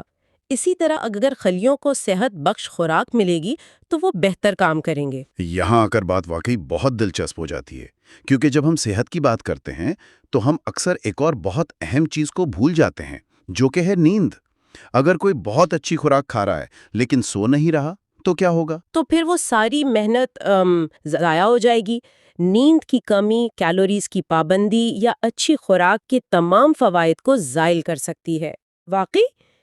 آخر نیند کے دوران ہمارے خلیوں میں ایسا کیا جادو ہوتا ہے جو دن کے وقت نہیں ہو سکتا؟ دیکھیں، نیند دراصل خلیاتی سطح پر صفائی کا وقت ہے۔ दिन भर जब हमारे खुलिये काम करते हैं तो उसमें कचरा या फुजला जमा होता रहता है। रात को सोते वक्त वो उस कचरे को साफ करते हैं और इस सब में एक प्रोटीन का बहुत बड़ा किरदार है जिसे TOR या टार प्रोटीन कहते हैं। टार प्रोटीन, ये नाम मैंने पहले भी सुना है।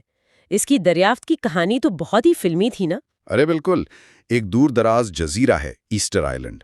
वहां की मिट्टी के एक नमूने से एक दवा मिली जिसे रैपामाइसिन कहा जाता है। ये सब हादसाती तौर पर हुआ था। मिट्टी के नमूने से एंटी एजिंग की दवा? ये तो वाकई किसी नॉवेल जैसा लगता है। लेकिन इस दवा का इस टार प्रोटीन से क्या ताल्लुक है? ये दवा जाकर सीधा उस टार प्रोटीन को निशाना बनाती है। आप इस प्रोटीन को एक इमारत के ठेकेदार की तरह समझें। जब तक उसके पास ईंटें यानी खुराक होती है, वो तामीर करता रहता है, खुलिये को बढ़ाता है। ठीक है। लेकिन जब खुराक कम होती है तो टार प्रोटीन को सिग्नल मिलता है कि अब मजीद तामीर रोक दो। वो खुलियों की नशोनुमा रोक कर अंदरूनी मरम्मत शुरू कर देता है। जबरदस्त। तो मतलब ये जो रैपामाइसिन दवा है, ये दरअसल इस ठेकेदार को यानी टार प्रोटीन को धोखा देती है। बिल्कुल, ये खुलिये को यकीन दिलाती है कि खुराक खत्म हो गई है, चाहे आपने पेट भरकर खाया हो, और खुलिया डर के मारे अपनी सफाई और मरम्मत के मूड में चला जाता है। ये तो वाकई लाजवाब है। लेकिन खुराक और अद्वियात तो बैरूनी अवामिल हो गए। अगर बैरूनी अवामिल इतने पेचीदा हैं, तो क्या हमारी अंदरूनी वायरिंग या हमारे जीन्स में भी कोई राज छुपा है? ये एक बहुत अहम सवाल है और इसका जवाब ढूंढने के लिए साइंसदानों ने एक इंतहाई सादा जानदार की तरफ देखा। एक छोटा सा अदना सा कीड़ा। कीड़ा?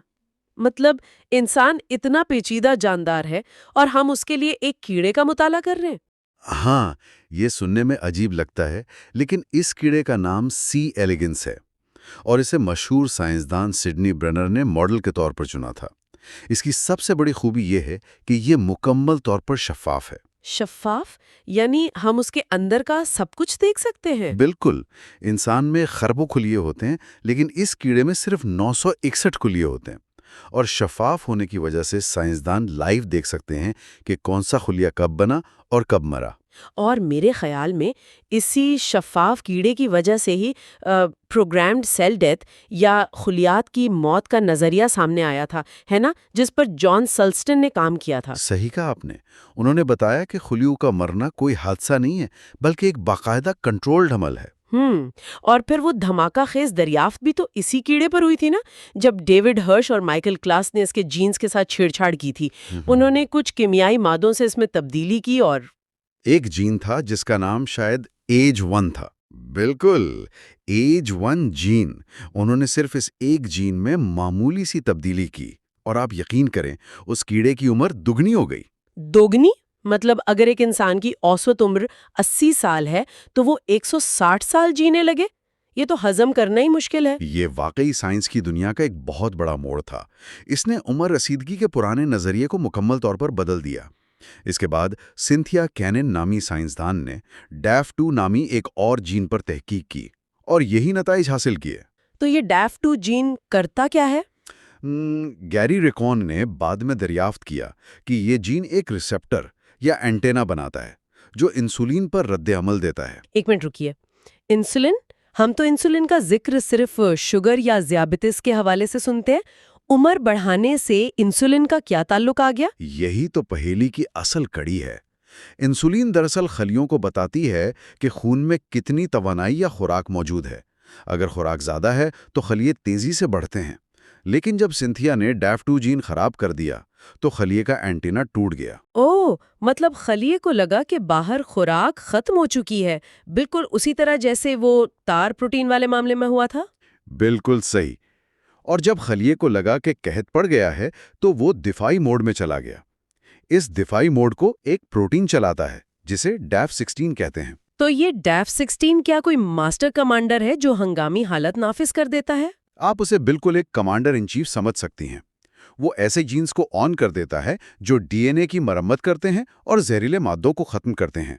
और इसी वजह से उस कीड़े की उम्र बढ़ गई। یہ سب سن کر میں سوچ رہی تھی کہ کیا اس کا مطلب یہ ہے کہ عمر رسیدگی کوئی گاڑی کے پرزوں کی طرح ٹوٹ پھوٹ کا عمل نہیں ہے، بلکہ یہ تو ایک ایسا سرکٹ بورڈ لگ رہا ہے جس میں ہم نے ایک ماسٹر سوئچ ڈھونڈ لیا ہے جسے بند کر کے عمر کو روکا جا سکتا ہے؟ بالکل، آپ نے بالکل درست خلاصہ کیا۔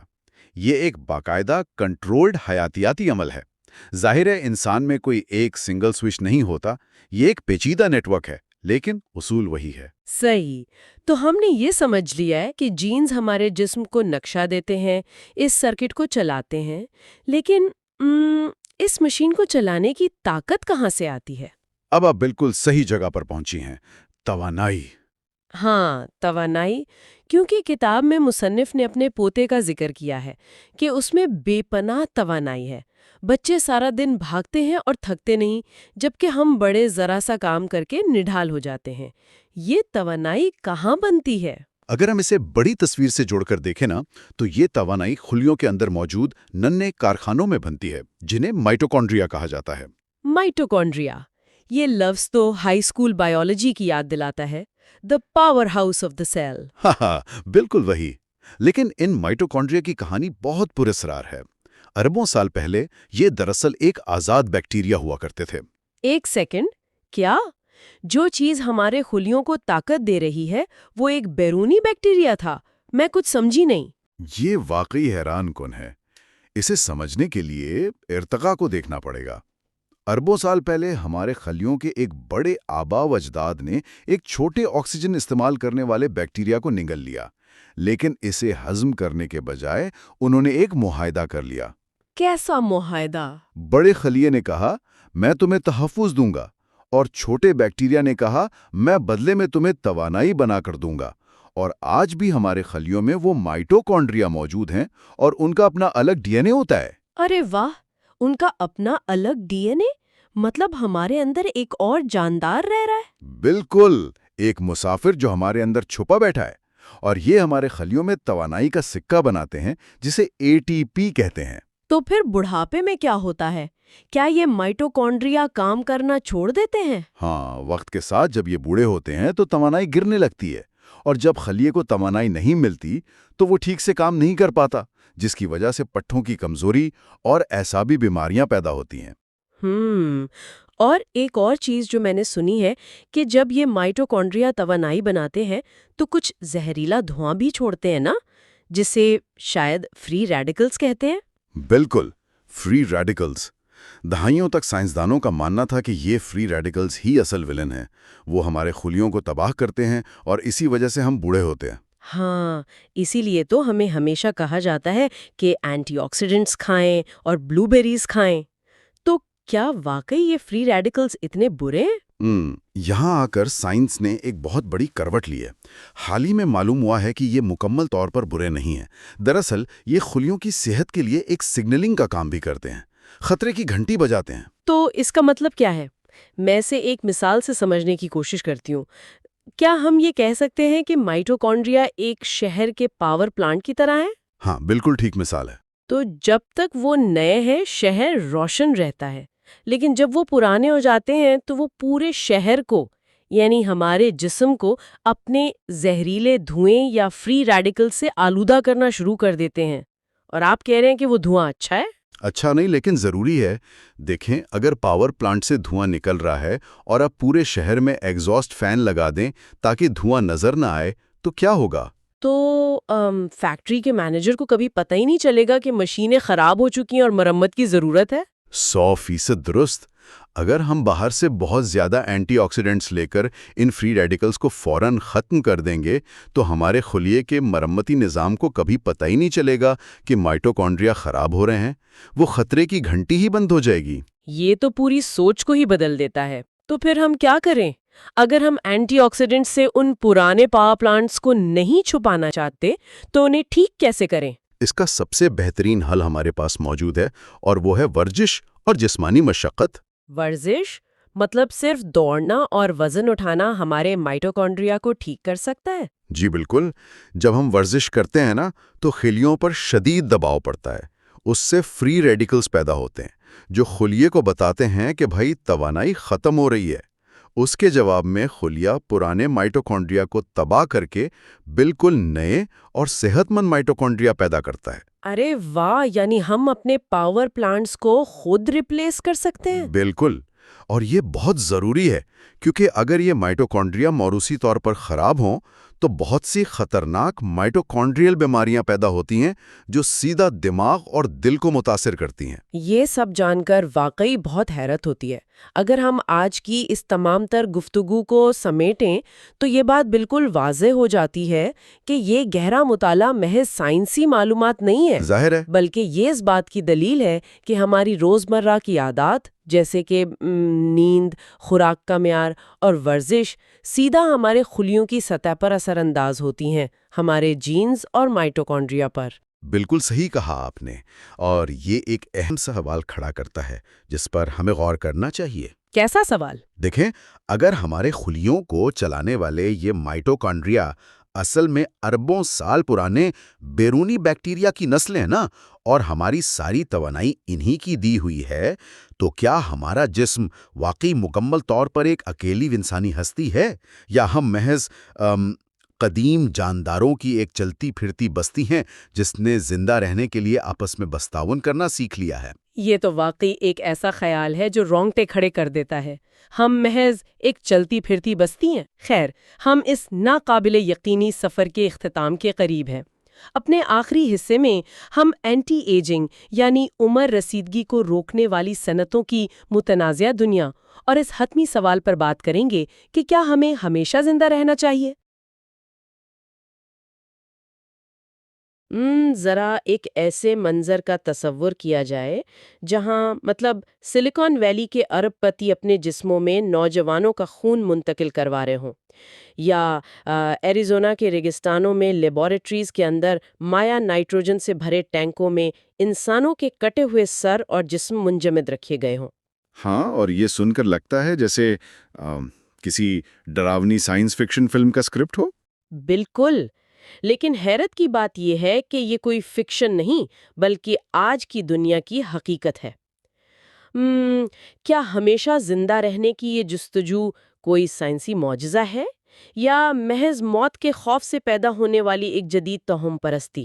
یہی وہ بنیادی الجھن ہے، جس نے آج کی اینٹی ایجنگ انڈسٹری کو خربوں ڈالر کی مارکیٹ بنا دیا ہے۔ ہم ایک ایسے دور میں ہیں جہاں مستند سائنسی تحقیق اور کمرشل پروپیگنڈے کے درمیان کی لکیر مکمل طور پر دھندلا چکی ہے۔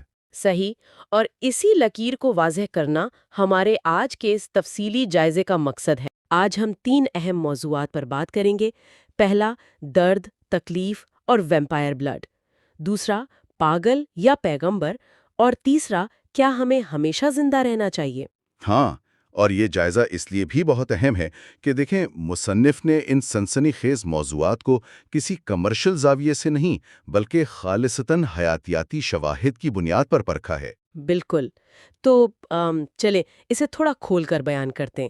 پچھلے حصوں میں ہم نے جسم کے کام کرنے کے طریقے پر بات کی تھی، لیکن بڑھاپے کی اصل جڑ کو سمجھنے کے لیے ہمیں خلیات یعنی سیلز کی سطح پر جانا ہوگا۔ سیلولر سطح پر؟ جی، کتاب میں سینیسینٹ خلیات سینیسینٹ سیلز کا بہت ذکر ہے۔ عام زبان میں انہیں زومبی خلیات بھی کہا جاتا ہے۔ تو مجھے یہ بتائیں کہ ایک صحت مند سیل زومبی کیسے بن جاتا ہے؟ دیکھیں، اس کا تعلق ہیفلک لمٹ سے ہے۔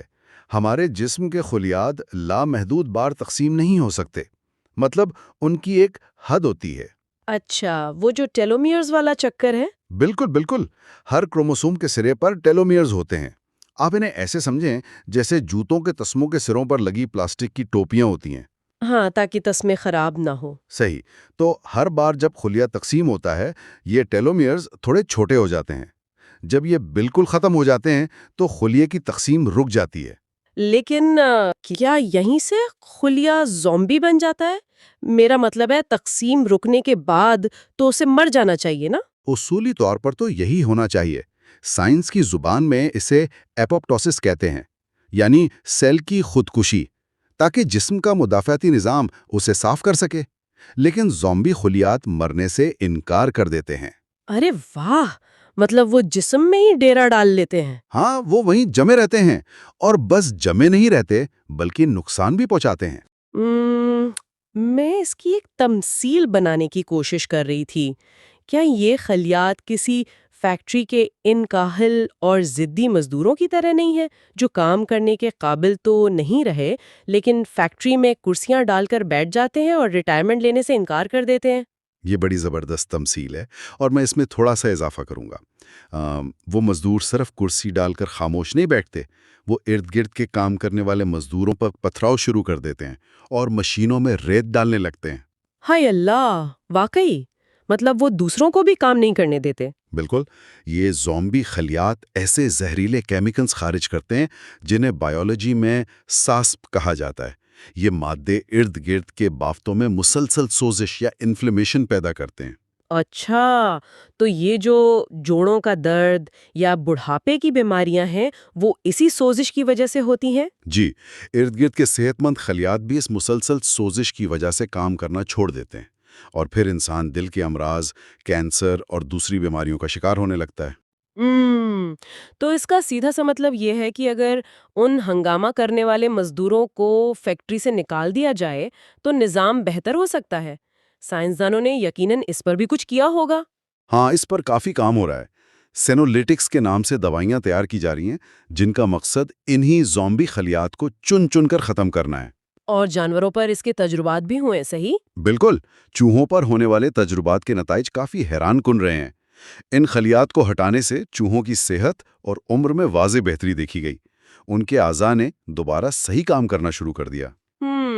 یہ تو پھر بھی ایک منطقی سائنسی طریقہ لگتا ہے، لیکن چوہوں کے تجربات سے مجھے ایک اور انتہائی عجیب بات یاد آ گئی۔ ویمپائر بلڈ والی؟ ہاں، مطلب سچی بات ہے، جب میں نے نوجوانوں کا خون بوڑھے افراد میں منتقل کرنے کے بارے میں پڑھا تو مجھے شدید کراہت محسوس ہوئی۔ یہ ویمپائر بلڈ والا تصور کسی سائنس سے زیادہ مجھے امیر لوگوں کا کوئی خبد لگتا ہے۔ میں آپ کی بات سمجھ سکتا ہوں، لیکن دیکھیں، اس کی ایک سائنسی بنیاد ضرور ہے۔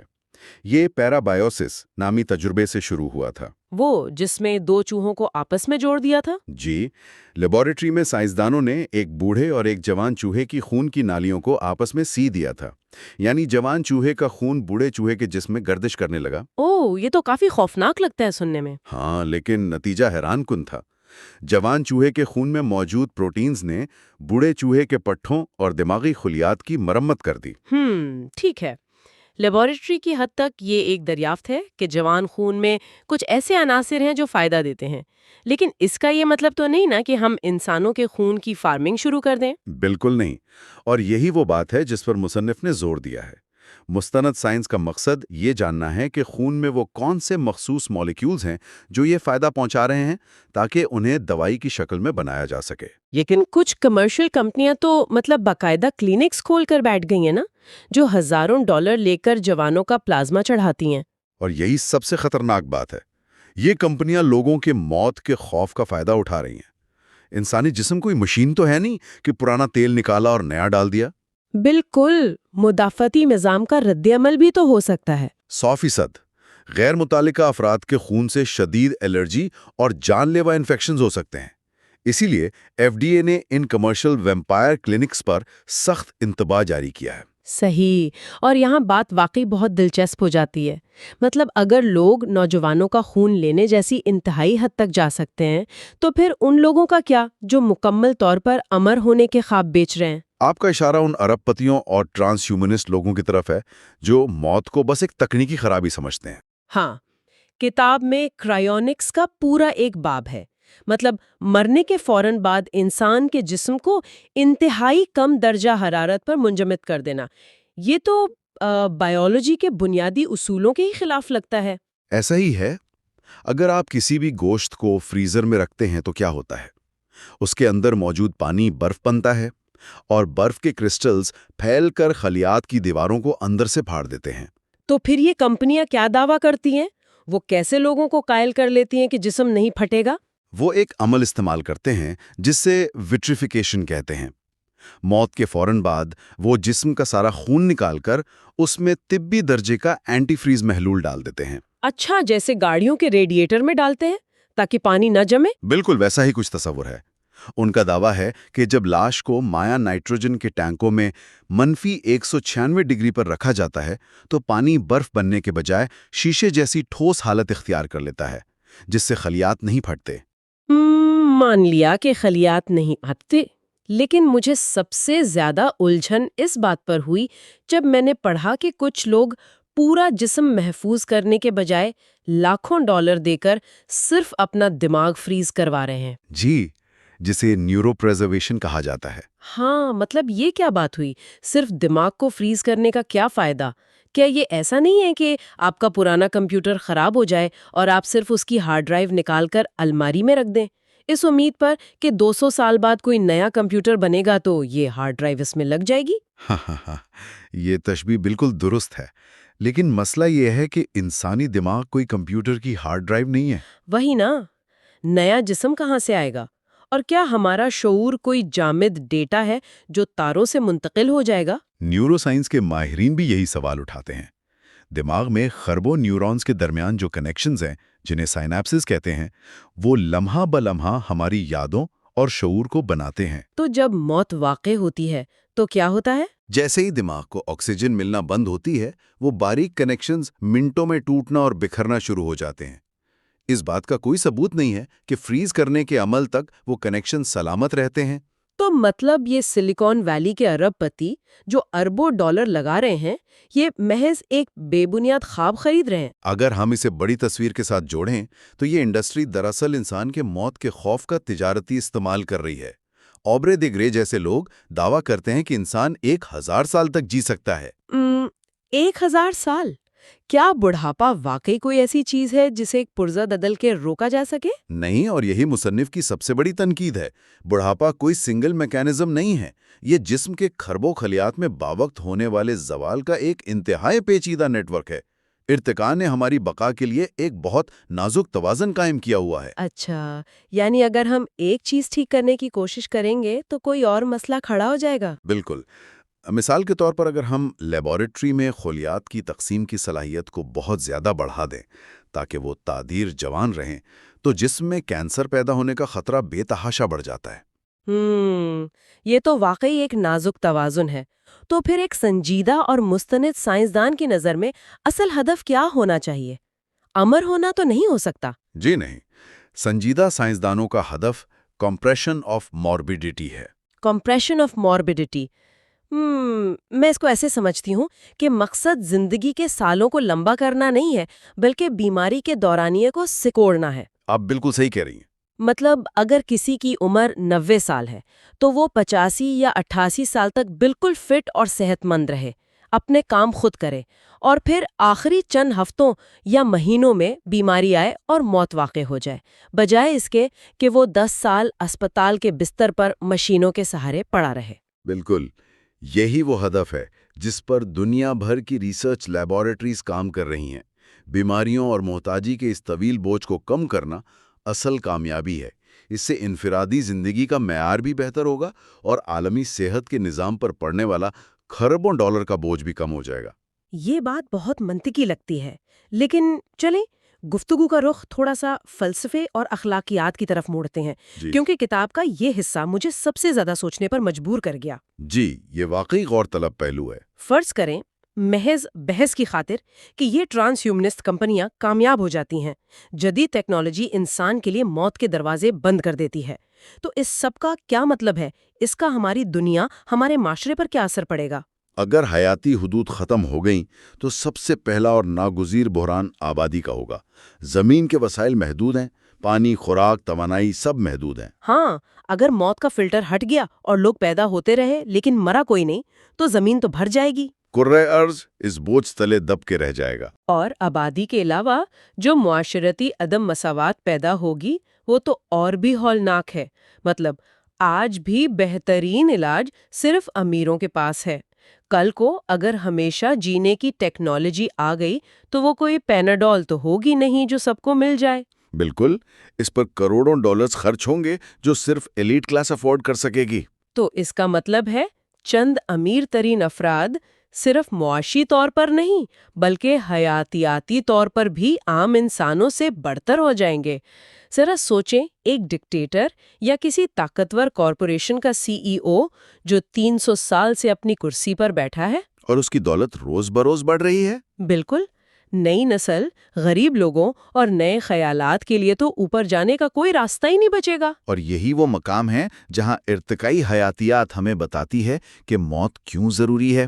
دیکھیں، فطرت کے نزدیک ایک فرد کی انفرادی زندگی کی اتنی اہمیت نہیں ہے جتنی پوری نوع یعنی پوری انسانیت کی بقا کی ہے۔ یعنی پرانی نسل کا جانا اس لیے ضروری ہے تاکہ نئی نسل آ سکے۔ بالکل، نئی نسل اپنے ساتھ نئے خیالات، نئے چیلنجز کا مقابلہ کرنے کی صلاحیت اور نئے ماحولیاتی حالات سے مطابقت لے کر آتی ہے۔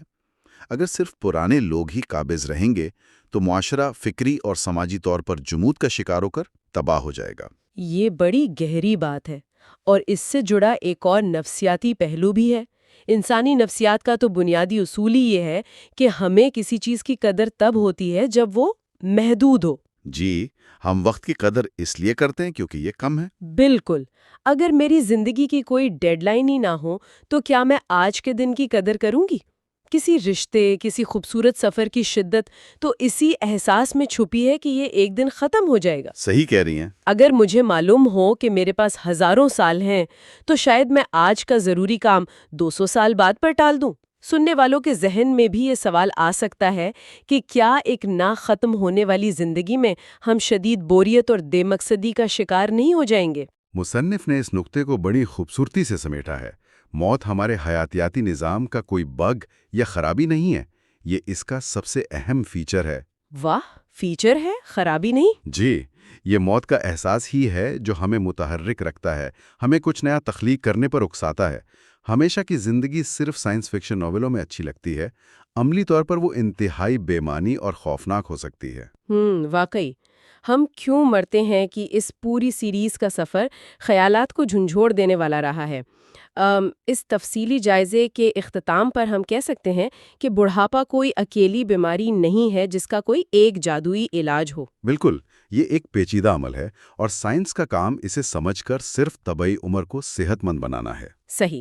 اور اس سے پہلے کہ ہم اس سلسلے کو حتمی شکل دیں، سننے والوں کو یاد دلاتے چلیں کہ یہ تفصیلی جائزہ اور اس کا مواد ایک مصنوعی ذہانت یعنی AI کے ذریعے تیار کیا گیا ہے۔ اس لیے اگر دوران گفتگو الفاظ کی ادائیگی یا تلفظ میں کوئی معمولی خامی محسوس ہوئی ہو تو ہم پیشگی معذرت خواہ ہیں۔ اور ہمارے چینل پاسٹ ٹو پریزنٹ کا قیام بھی اسی مقصد کے لیے کیا گیا ہے کہ ہم جدید ریسرچ اور حقائق کو غیر جانبدارانہ طور پر سامنے لائیں تاکہ علم کی روشنی میں مستقبل کو سنوارا جا سکے۔ بالکل، اور اسی مشن کو آگے بڑھاتے ہوئے میں اس سیریز کا اختتام ایک ایسے خیال پر کرنا چاہوں گی جو ہم سب کو سوچنے پر مجبور کر دے گا۔ ذرا غور کیا جائے، یہ دو سلیکون ویلی کے ارب پتی اور کمپنیاں امر ہونے اور دماغ منجمد کرنے پر اربوں کھربوں ڈالر کی خطیر رقم جھونک رہے ہیں۔ جو وسائل ضائع ہو رہے ہیں۔ جی، اگر یہی بے تحاشا دولت، یہی ریسرچ اور محنت آج موجود انسانوں کی اس مختصر سی زندگی کو مطلب سب کے لیے مساوی، صحت مند اور بہتر بنانے پر لگا دی جائے تو کیا ہوگا؟ دنیا کا نقشہ ہی بدل جائے۔ بالکل، پسماندہ خطوں سے بھوک مٹانے اور بنیادی صحت کی سہولیات دینے پر اگر یہ فنڈز استعمال کیے جائیں تو کیا موت سے بچنے کی اس دیوانہ وار جستجو کے بجائے یہ موجودہ عارضی دنیا ہی سب کے لیے کسی جنت سے کم ہوگی؟ یہ ایک ایسا طاقتور اور بنیادی سوال ہے جو واقعی ان تمام سائنسی بحثوں سے زیادہ اہم ہے۔ جی، اور اسی سوال کے ساتھ ہم آج کے اس تفصیلی جائزے کو ختم کرتے ہیں۔ اس چوتھے اور آخری حصے میں ہمارا ساتھ دینے کا بہت شکریہ۔ ملتے ہیں کسی نئے اور دلچسپ موضوع کے ساتھ۔